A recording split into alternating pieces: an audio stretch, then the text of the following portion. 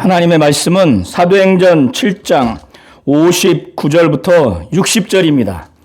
다 함께 큰 목소리로 합독하시겠습니다.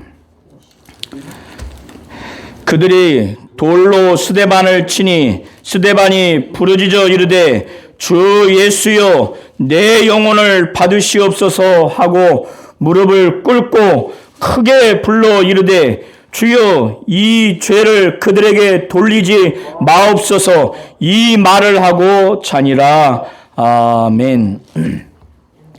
하나님은 자기의 형상대로 사람을 지으시고 그 코에 생기를 불어넣으셔서 사람이 생명이 되게 하셨습니다. 사람의 육체 안에는 영혼이 있습니다. 사람을 지으신 분이 바로 하나님 아버지세요.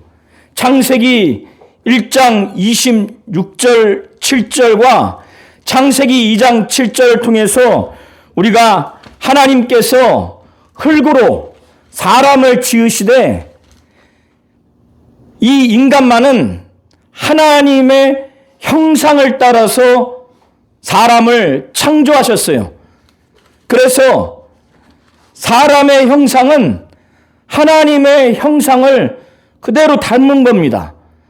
흙으로 사람을 지으시고 이 사람의 육체 안에 영혼을 하나님이 함께 지으셨어요. 그래서 사람은 육체만 있는 존재가 아닙니다. 저 들에 있는 저 아프리카 초원에 있는 짐승들은 영이 없어요. 그들은 육체만 있을 뿐이고 동물이 갖고 있는 혼만 있을 뿐입니다. 그러나 사람은 흙으로 지음받은 다음에 하나님이 그 코에 생기를 불어넣으셔서 사람만은 영원히 사는 존재, 생명을 하나님이 되게 하셨어요. 영원히 살 수 있도록.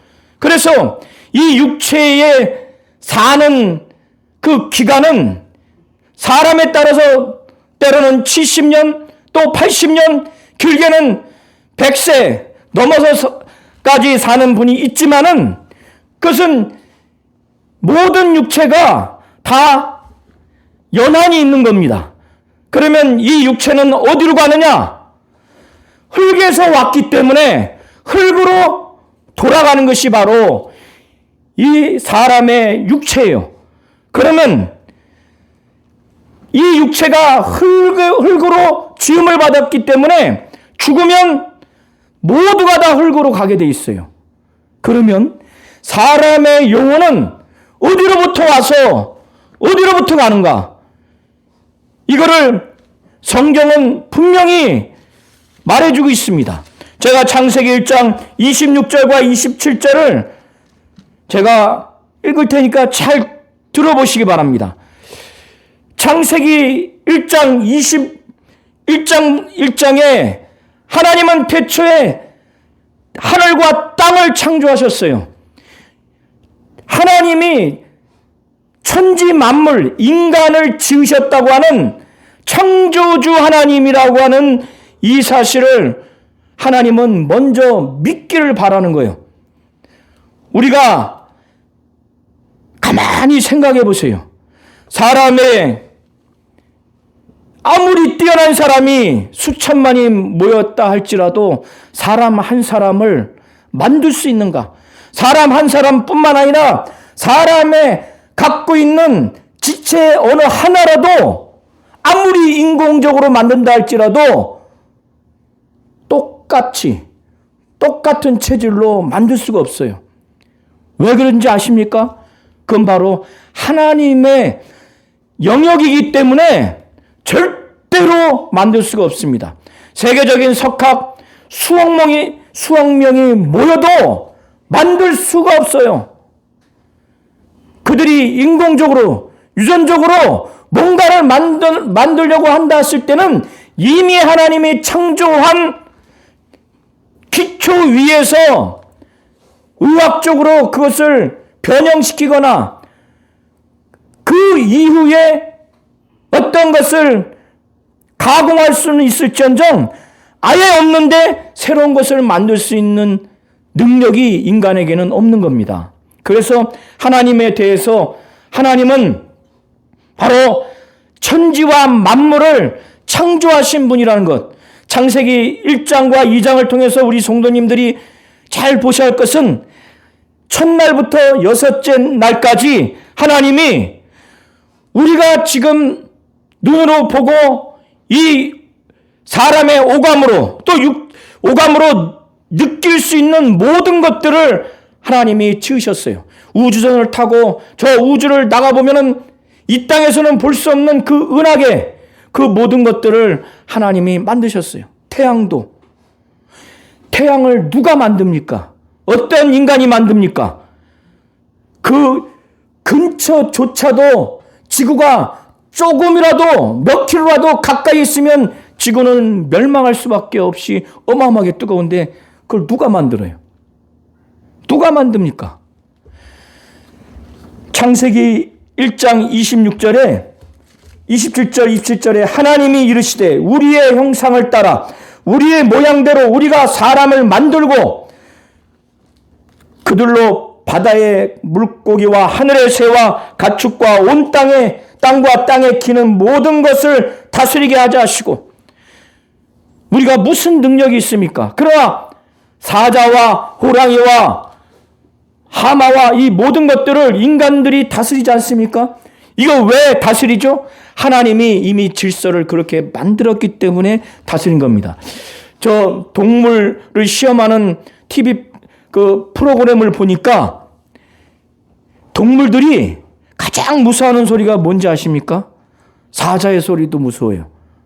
그러나 가장 무서워하는 소리가 뭐냐면 사람의 소리를 가장 무서워하는 실험을 한 유튜브 영상이 있어요. 사람의 소리가 가장 무섭다는 거예요. 왜 무섭습니까? 하나님이 이미 창조 질서를 그렇게 만들었어요. 사람을 만들고 그들로 바다의 물고기와 하늘의 새와 가축과 온 땅과 땅에 기는 모든 것을 다스리게 하자 하시고, 하나님이 다스리도록 그렇게 질서를 만들었기 때문에 인간에게 다스림을 받지 못하는 동물이 아무도 없어요. 심지어 사람의 목소리조차 가장 두려워합니다. 27절에 하나님이 자기 형상 곧 하나님의 형상대로 사람을 창조하시되 남자와 여자를 창조하시고 이렇게 창조했어요. 그러나 이때 이 사람은 영혼이 없어요. 창세기 2장 7절에 보면 여호와 하나님이 땅의 흙으로 사람을 지으시고 땅의 흙으로 사람을 지으시고 생기를 하나님의 숨을 그 코에 불어넣으니 사람이 생명이 됐어요. 이제 영이 사는 존재가 됐습니다. 이 사실은 성경 외에 하나님 말씀 외에 어디에도 기록되어 있지 않는 사실입니다. 불경에 이게 기록되어 있습니까? 어디에 이것이 기록되어 있습니까? 왜 기록이 안 되어 있죠? 사람을 지은 이가 바로 하나님이시기 때문에. 그리고 사람의 육체도 못 만들 뿐더러 사람의 영혼은 더더군다나 인간이 어떤 죽은 신도 만들 수가 없어요.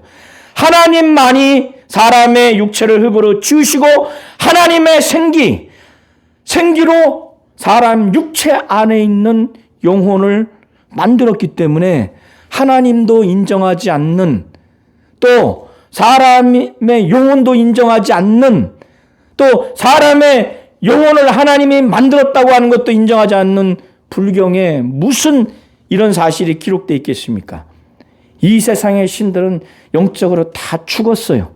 죽었기 때문에 하나님과 같이 영혼을 살릴 수가 없어요. 영원히 사는 겁니다. 영원히 사는 거예요. 그래서 사람의 영혼은 하나님으로부터 지음을 받아서 하나님께로 돌아가는 거예요.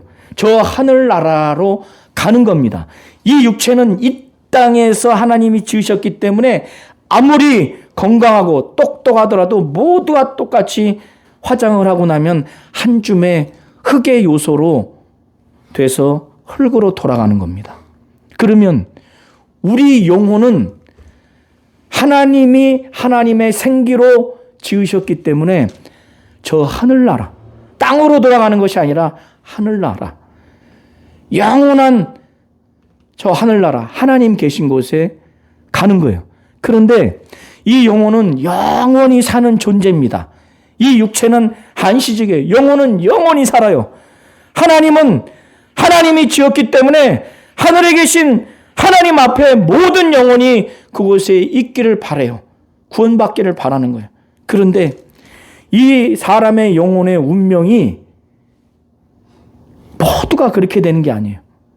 이 음부에 떠돌아다녀서 지옥불에 되느냐, 예수 안 믿고 귀신 돼서 지옥불에 던져지는 영혼의 운명도 있고, 예수 믿고 하나님의 생명을 얻어서 저 하늘나라에 가는 그런 영혼의 운명을 맞이하는 사람이 있어요. 그거에 육체에 있을 때 이렇게 해야 되는 겁니다. 자, 야고보서 2장, 자, 화면을 보세요. 화면. 2장 17절부터 한번 보이시죠? 큰 목소리로 한번 읽어보시겠습니다. 자, 제가 대략 내용을 요약해드리면, 야고보가 뭘 말하려고 하냐면, 사람이 마음으로만 믿는 것뿐만 아니라 그 믿음을 입으로 고백하고 믿음을 행함으로 나타내야 된다는 거예요. 믿음이라고 하는 것은 마음으로 믿는 것과 그 믿음을 행위로 옮기는 것이 일치돼야 이것이 살아있는 믿음이라는 거예요. 그러나 마음으로는 믿는데 내가 예수를 믿는다고 고백하지 않겠다, 절대 난 고백하지 않겠다, 이건 죽은 믿음이라는 거예요. 그래서 행함이 없는 믿음은 죽은 믿음이라는 것을 지금 질타하기 위해서, 행함이 있는 믿음을 말하게 하기 위해서, 내가 하나님이 한 분인 줄 믿느냐? 아이고 잘한다.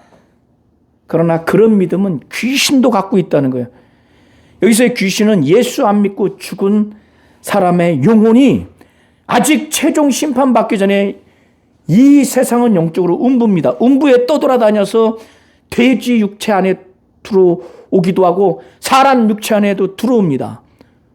그래서 죽기까지 아주 고통스럽게 만들어서 정신적으로 또 육체적으로 질병을 줘서 예수 안 믿고 죽게 만드는 게 바로 귀신이에요. 귀신이 죽고 나니까 어떻게 해요? 아, 하나님이 한 분인지 그때야 믿어지는 거예요. 두렵고 떤다는 거예요. 그런데 야고보는 뭘 말하냐면, 그때 그런 믿음은 아무짝에 쓸데없는 믿음이라는 거예요. 그래서 행함이 없는 믿음은 마치 예수 안 믿고 죽은 다음에 귀신이 하나님을 하나님이 계시네, 너무너무 두려워하는 그 믿음은 그 믿음과 똑같다는 거예요. 그것은 쓸데없는 믿음이라는 거예요. 자, 17절부터 20절을 큰 목소리로 한번 합독하시겠습니다. 시작.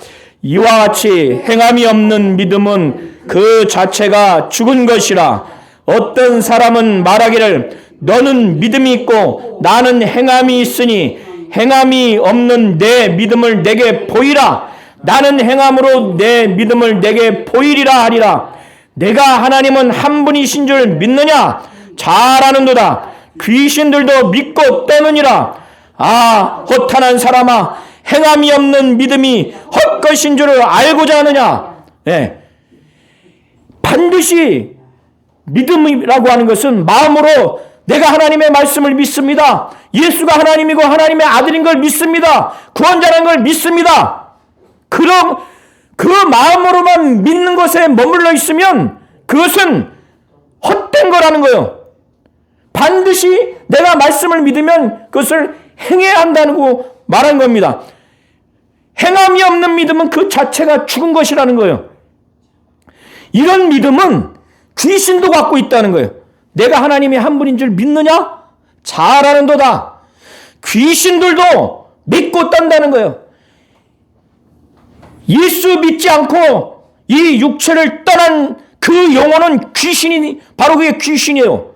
그때 내 아들이, 내 부모가, 내 이웃, 아는 이웃이 예수 믿으라고 그렇게 말을 했는데 자기가 똑똑하다고, 자기가 건강하다고, 자기가 돈이 많다고, 예수 믿는 사람 무시하고 붕상 맞다고 아주 가짜 않게 여기다가 죽고 나니까 하나님이 한 분인 줄을 그때야 이제 알게 된 귀신이 어떻습니까? 믿고 떠는 거예요. 지하철에서 지금 현상 수배 당하는 자, 이 소매치기 하는 사람들이 가장 예민하고 두려운 게 형사예요. 그래서 지하철을 보면은 우리 같은 사람은 그냥 편안하잖아요. 지하철에서. 근데 이 소매치기 하는 사람은, 현상 수배자들은 딱 보고 알아. 불안해. 막 도망가. 그 이상으로 귀신은 바로 예수 안 믿고 죽고 나니까 그렇게 자기가 하나님이 안 계시다고, 예수가 무슨 하나님이고 하나님의 아들이야,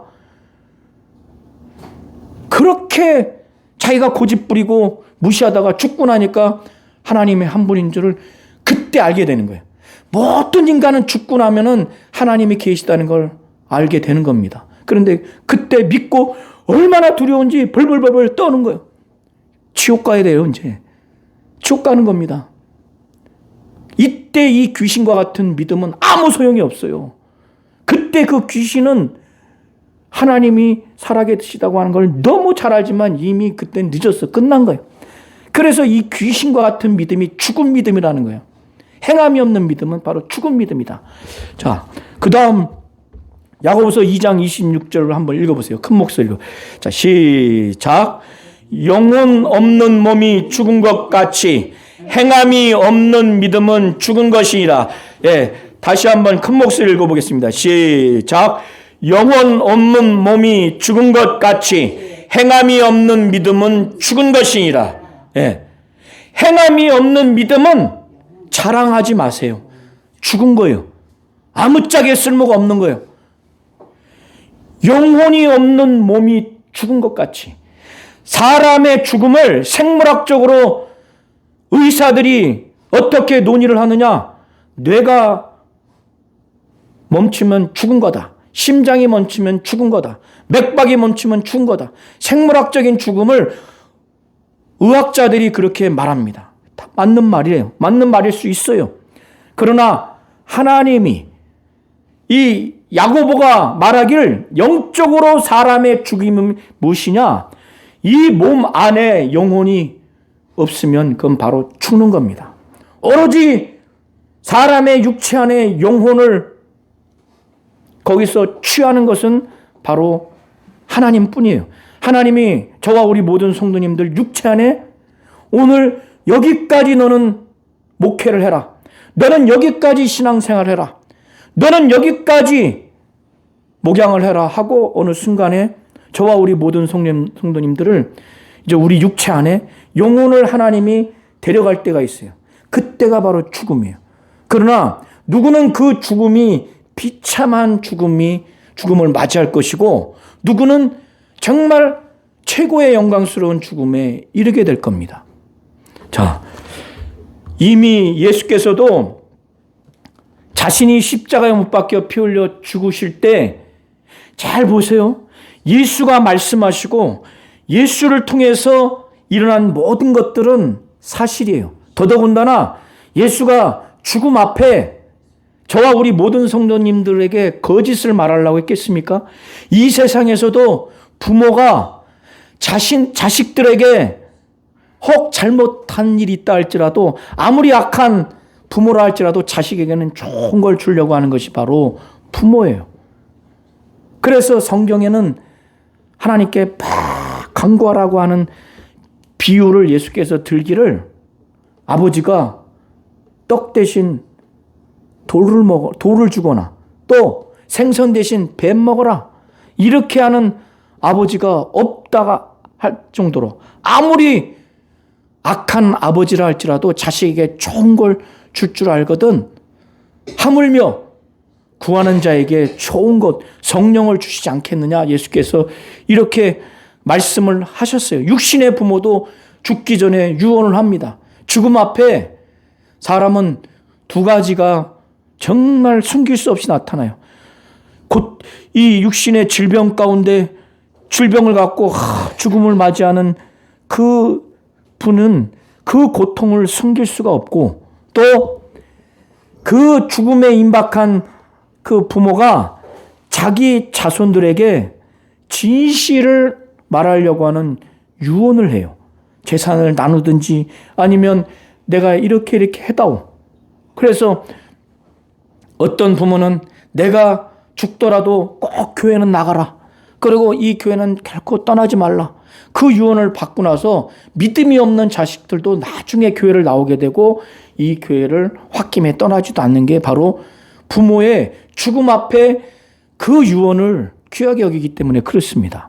자, 예수께서 보통 죽음이 아니에요. 십자가에 못 박혀 피 흘려 죽는 죽음. 그리고 이제 곧 보겠지만 스데반처럼 돌에 맞아 죽는 죽음은 너무너무 고통스러운 거예요. 십자가에 못 박혀 피 흘려 죽는 죽음이요. 예수님의 대못이 여기에 박혔어요. 여기에 박혔고 발에 여기에 박혔어요. 그래서 자기가 내려올 수도 없어요. 그건 실오라기 하나도 걸치지 않고 십자가에 못 박혀서 6시간 이상 동안 고통을 당하는 죽음이에요. 그때 예수께서 그 무슨 거짓을 말합니까? 육신의 고통을 숨길 수가 없고 진실을 말하는 거예요. 그 예수께서 뭐라고 말씀을 하시는지 마태복음 27장 50절과 누가복음 23장 46절을 한번 연이어서 큰 목소리로 한번 읽어보겠습니다.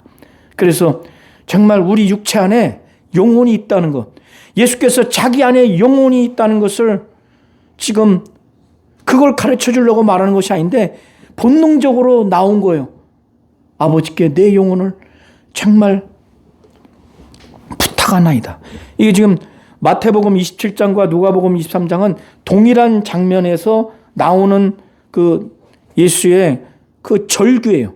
이 절규의 말씀을 우리 성도님들이 정말 진정으로 받으시기를 바랍니다. 자, 큰 목소리로 한번 합독하시겠습니다. 시작.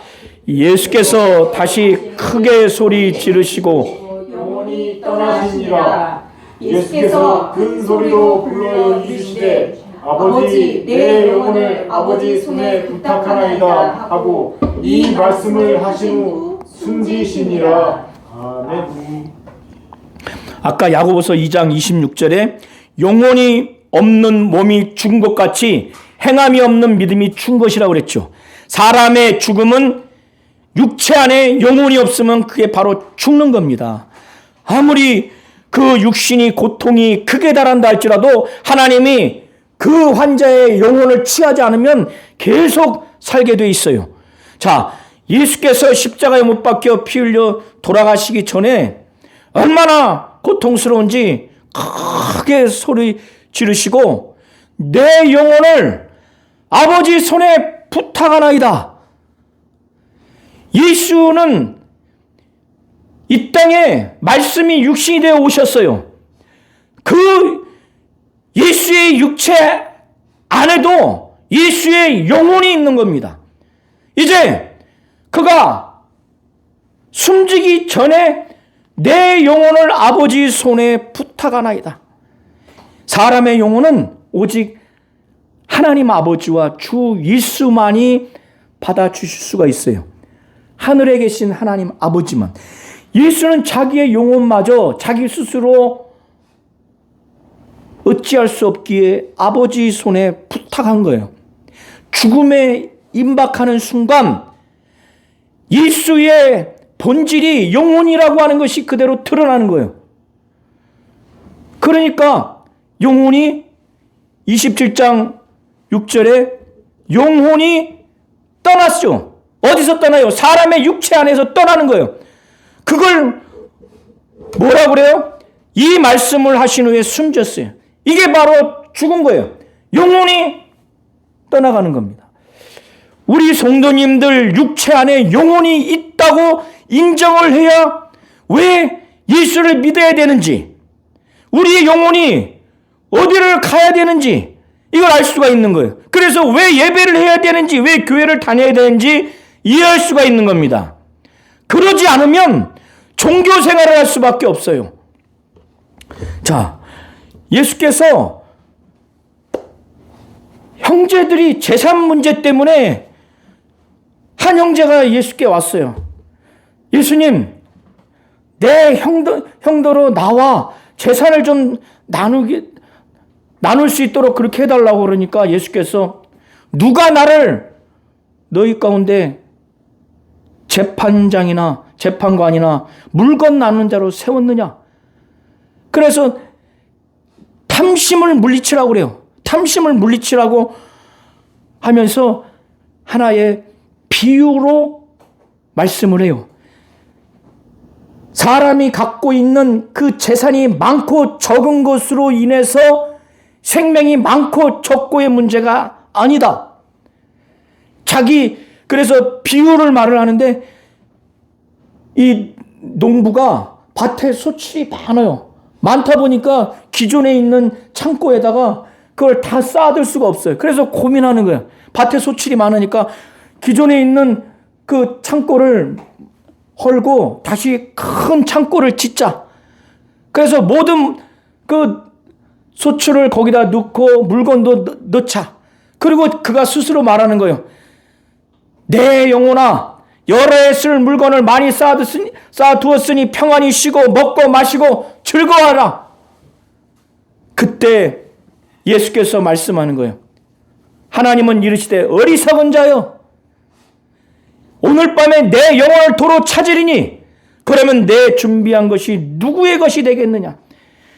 이 부자는 밭에 소출이 많고 물건이 많아서 창고를 적어서 헐어서 많이 넣으니까 마치 자기의 영혼이 이 곡식이 많고 재물이 많은 것을 자기 영혼이 그를 누릴 수 있을 것처럼 그렇게 생각하고 그렇게 말을 했는데 예수는 어리석은 자라고 하는 거예요.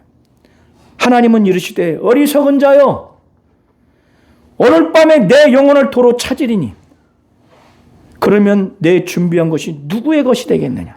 그건 내 육체만 유익할 뿐이지 내 영혼이 그걸 소유할 수가 없어요. 하나님이 오늘 밤에 영혼을 취하면 그게 바로 죽는 거예요. 그래서 자기를 위하여 재물을 쌓아두고 하나님께 대하여 부요하지 못한 자가 이와 같다는 거예요. 하나님께 부요하시기 바랍니다. 자기의 영혼을 위해서 신앙생활을 하시기를 바랍니다. 자, 오늘 사도행전 7장 54절부터 8장 3절의 내용을 우리 성도님들이 잘 보시길 바랍니다. 이 스데반은 그가 돌에 맞아서 죽음에 이르기 전에 하나님이 이 스데반에게 환상을 통해서 정말 최고의 힘이 되고 최고의 소망이 되고 최고의 위로가 되는 그 환상을 하나님이 보여주셨어요. 그래서 성령 충만할 때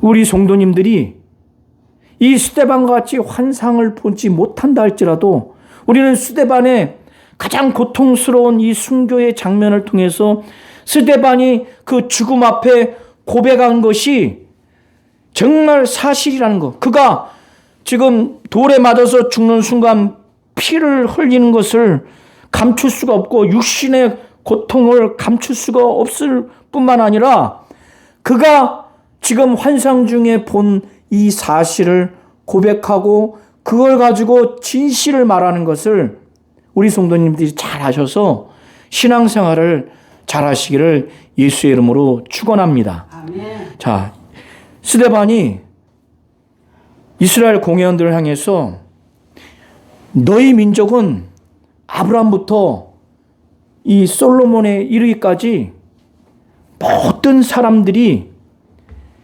하나님이 세우신 선지자를 박해했고 그 선지자들이 예언한 예수를 예언한 그들 중에 죽였다. 우리 성도님들 잘 생각해 보세요. 예수를 예언한 선지자를 박해하는 것도 그게 가능합니까? 저는 가능하지 않아요. 그게 가능하다고 하는 것은 그건 성령을 거역하는 거예요. 엄청난 큰 범죄입니다. 이 이스라엘 민족들이 그런 선지자들을 박해하고 죽였어요. 그런데 이 지금 이스라엘 공회원들이 그들이 예언한 이 예수를 잡아줬고 예수를 죽였어요. 보통 심장으로 그걸 할 수 있습니까? 그래서 목이 곧고 스데반은 목이 곧고 이 오만하고 거만한 마음과 귀에 할례 받지 못한 사람들아. 할례라고 하는 것은 하나님의 약속을 믿고 순종하겠다고 하는 표시로 남자아이를 태어난 지 8일 만에 그 생식기에 표피를 벗겨서 정말 하나님의 약속을 믿겠습니다. 순종하겠습니다. 하나님의 언약 백성으로 그렇게 살겠습니다. 그 표시로 할례를 준 거예요. 마음과 귀의 할례를 받았다고 하는 것은, 받지 못했다고 하는 것은 하나님의 말씀을 정말 믿고 순종하겠다고 하는 바로 그런 그런 마음의 자세가 바로 할례를 받은 거예요. 전혀 듣지 않겠다. 믿고 순종하지 않겠다. 이것이 바로 할례 받지 못한 거예요. 이 이스라엘 백성 공회원들, 그리고 이 공회원들은 목이 곧고 오만하고 교만하고 마음과 귀에 할례 받지 못한 사람들아, 너희가 너희 조상과 같이 항상 성령을 거스리는도다. 항상. 왜 이렇게 말하느냐? 아까 말씀드린 것처럼 너희 조상들은 일수 곧 의인이 오리라고 하는 그들을 박해하고 죽였어요. 너희가 천사가 전한 율법을 받고도 지키지 않았도다. 그래, 이 얘기를 듣고 마음이 찔렸어요. 마음에 찔렸다고 하는 것은 양심의 가책을 느꼈다는 정도가 아니에요. 막 엄청나게 막 격분한 거예요. 그래서 이를 바득바득 가려요. 우리 성도님들 이를 바득바득 갈 정도의 화가 난 적이 있습니까? 있을 수 있겠죠? 사람을 죽여야 되는데 죽이려고 지금 행하지 못하는데 참지 못하는 거예요. 지금 54절이 지금 그런 상황이에요. 그들이 이 말을 듣고 마음에 찔려 그를 향해서 이를 바득바득 가는 거예요. 우리 성도님들 한번 생각해 보세요. 70명 이상이 스데반의 이 말을 듣고 회개하고 돌이키려는 것이 아니라 화가 극도로 나서 그 화가 숨길 수 없이 막 확 자기들의 이 이로 눈빛으로 표출된 거예요. 이를 바득바득한 거예요. 죽이려고. 근데 그때 스데반은 그것에 영향을 받지 않아요. 두려워하거나 어떡하지? 이러지 않고 그때 성령 충만한 거예요. 그때 하나님이 성령 충만함을 주셨어요. 스데반은 그가 7명으로 채택받을 때도 그는 믿음과 성령이 충만한 자예요.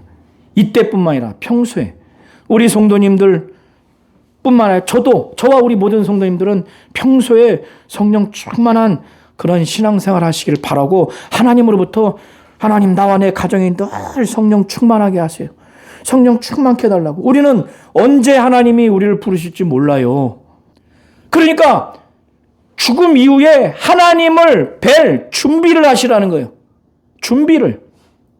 그때 가장 우리가 해야 될 게 성령 충만해야 되는 겁니다. 성령 충만해야 되는 거예요.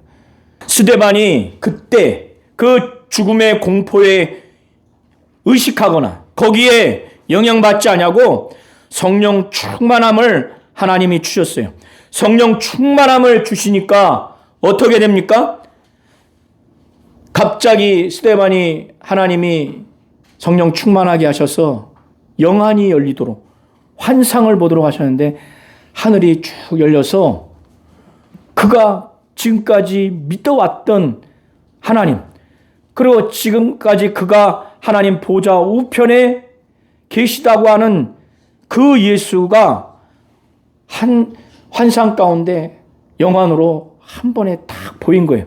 하나님과 하나님의 영광을 보게 된 겁니다. 그리고 하나님 우편에 예수가 계신 사실을 분명히 보게 된 거예요. 하나님이 왜 성령 충만해서 이 스데반에게 이 환상을 보여주게 해 주셨을까? 이제 조금 있으면 돌로 맞고 피 흘리면서 가장 고통스러운 죽음, 순교를 지금 맞이하게 될 이 스데반에게 아마 최고의 영적 실상, 영적인 모습을 보여줘야만이 이 스데반이 가장 고통스러운 이 순교를 맞이할 때 그가 능히 견딜 수 있고 그가 그 옆에 있는 사람들에게 최고의 영적 실상을 그가 말할 수 있는 거예요. 저와 우리 모든 성도님들이 스데반을 보세요. 이에게 너 부자가 될 것이다. 너 자손들이 잘 되게 할 것이다. 이 땅에 있는 것들, 이 땅에 어떤 것들을 축복으로 보여주거나 들려주지 아니하고 이제 이 땅을 떠나게 될 스데반, 돌로 맞고 죽게 될 그에게 가장 최고의 영적 실상을 보여준 거예요.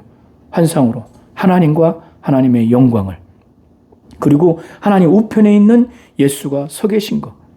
아마도 예수가 이제 곧 죽게 될 이 스데반을 번쩍 일어나셔서 기쁨으로 환영하고 사람들이 너를 죽이려고 하지만 이 예수는 그가 옳다고 지지해주고 변호해주는 그 모습을 이 스데반은 느꼈을 거예요. 아, 하나님이 보인다. 하나님의 영광이 보인다. 하나님 우편에 예수가 계시다.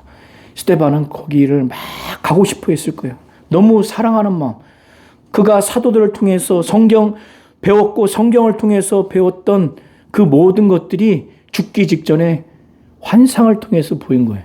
이게 최고의 기쁨 아닙니까? 최고의 영광 아니에요?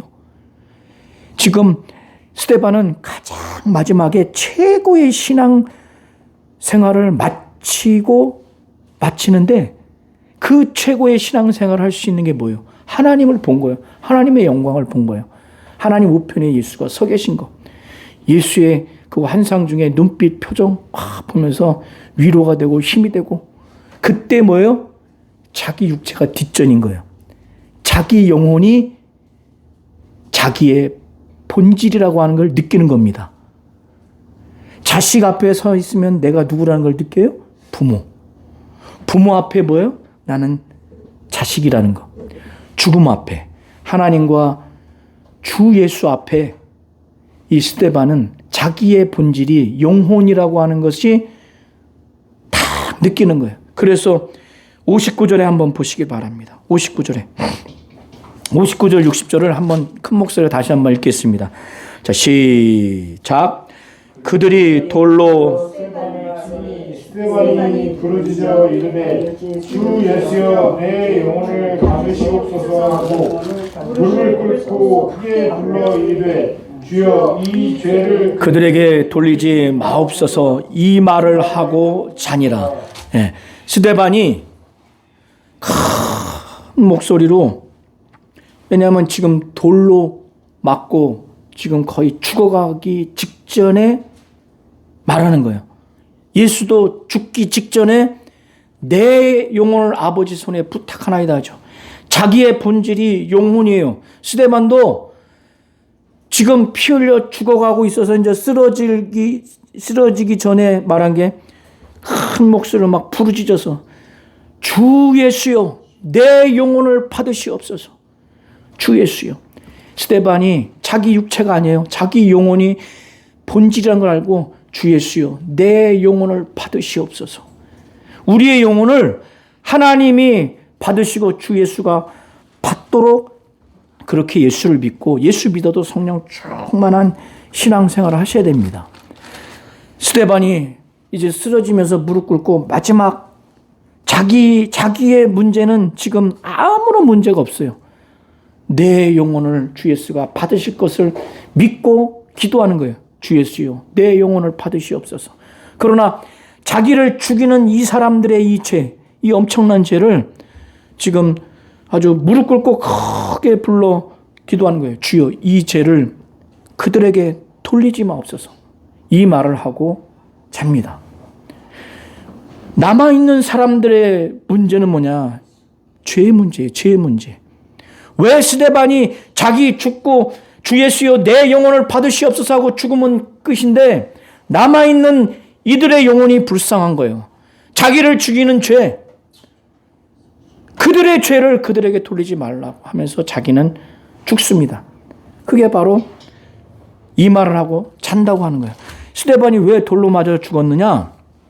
이 유대인들이 예수는 신성 모독한 자라고, 자기가 하나님의 아들이라고 말하고 자기가 하나님이라는 의미로 담겨있는 표현을 하니까 유대교 입장에서, 율법 입장에서는 죽여야 되는 거예요. 그래서 죽였어요. 그것도 십자가의 처형으로. 십자가 처형은 정말 중범죄자라 아예 기억하고 싶지도 않는 자를 십자가에 처형하는 거예요. 그런 예수가 지금 부활하고 승천해서 하나님 보좌 우편에 있다고 지금 스데반이 보라 하늘 문이 열리고 인자가 하나님 우편에 서 있다 이렇게 말하니까 이들이 이 말을 못하도록 큰 소리를 지르는 거예요. 그리고 귀를 딱 막고 일찍이 달려들어가서 성 밖에 끌어내서 돌로 쳐 죽입니다. 그때 사울이라고 하는 사람, 나중에 이 사람은 엄청난 세계적인 아주 오늘날로 말하면 막 세계적인 목사님으로 거듭날 정도로 하나님이 쓰시는 자인데, 그때는 이 스데반이 죽는 것을 보면서도 마땅하다고 했어요. 피 흘려 죽는데. 왜? 신성 모독죄를 범했기 때문에. 이 전까지 이 유대인들을, 사도들을 예수를 전하면은 위협을 했어요. 경고를 했어요. 그리고 채찍을 때릴 정도였어요. 그러나 이때부터 이제 큰 박해가 예루살렘에 일어납니다. 교회에. 그러니까 이 사울이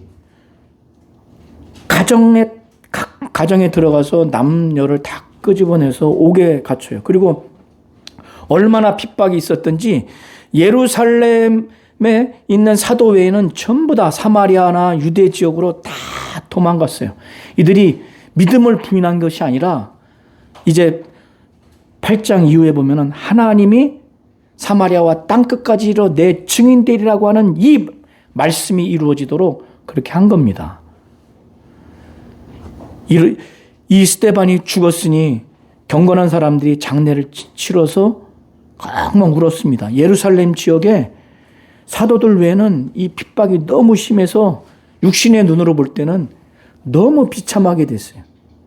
오늘 보면 서울시에 가령 이 당시에 예루살렘이 서울시라고 하면은 다 12명 빼고는 전부 다 핍박이 심해서 교회에 들어가서 다 부시고 사람들 옥에 집어넣고 대다수는 다 도망갔죠. 막 다 도망갔어요. 그러면 이 서울시가 어떻게 됐어요? 삼엄하죠. 예수 믿는 사람 죽이려고. 사울은 아주 보세요. 8장 3절에 사울이 교회를 잔멸할 새에 이 잔멸할 새의 이 뜻은 맹수가 동물을 막 물어뜯는 그런 표현이에요. 그러니까 이 사울이라고 하는 사람이 교회를 잔멸하는데 마치 맹수가 먹이를 물어뜯을 정도로 그렇게 파괴를 한 거예요. 그리고 각 집에 들어가 남녀를 끌어다가 옥에 넘겼을 때 끌었다고 한 것은 그냥 포승줄로 이렇게 한 게 아니라 완전히 막 질질질질 끌려올 정도의 그런 비참한 겁니다. 그러나 하나님의 시각으로 볼 때는 스데반의 이 죽음은 정말 이 개인에게도 교회에게도 하나님의 뜻이 이루어지는 죽음입니다. 오늘날 만약에 스데반이 이렇게 죽어서 서울시에 있는 모든 교회가 다 부서지고 목사님들 12명 빼고는 다 핍박해서 도망갔다 쳐요. 예루살렘에 집도 있고 처자식도 있는데 전부 다 피난처 갔어요. 삶이 어떻게 되겠어요? 유대와 사마리아 지역에 가서. 근데 거기서 또 전도합니다. 그러면 믿음이 없는 사람, 하나님의 시각이 없는 사람은 어떻게 하겠어요? 스데반이 지혜롭지 못해서 이 교회가 이렇게 다 무너졌다. 우리가 이렇게 고생한다. 이렇게 생각할 수 있지 않겠어요? 이건 하나님의 뜻입니다. 사마리아와 땅끝까지 내 증인되라고 하는 하나님의 뜻이 이루어지는 거예요. 자, 하나님은 사람의 육체를 흙으로 지우시고 자기의 생기를 코에 불어넣어서 사람이 생명이 되게 했어요. 사람 육체 안에 영혼이 있다는 걸 분명히 아셔서 정말 예수 꼭 믿고 또 예수 믿는 자는 예수를 잘 믿고 성령 충만해서 하나님과 하나님의 영광을 본 스데반과 같이 하나님 우편에 서 계신 예수가 자기를 위로하고 용기를 주고 힘을 주고 자기를 환영한, 그래서 스데반은 이걸 가지고 마지막 최고의 신앙을 지키고 마지막 신앙생활을 하고 정말 낙원에 이르게 된 겁니다. 우리 성도님들도 우리 영혼이 실체라고 하는 것, 본질이라고 하는 것을 분명히 하셔서 영혼이 잘된 같이 범사도 잘되고 육체도 강건한 그런 신앙생활 하시기를 예수의 이름으로 축원합니다. 아멘.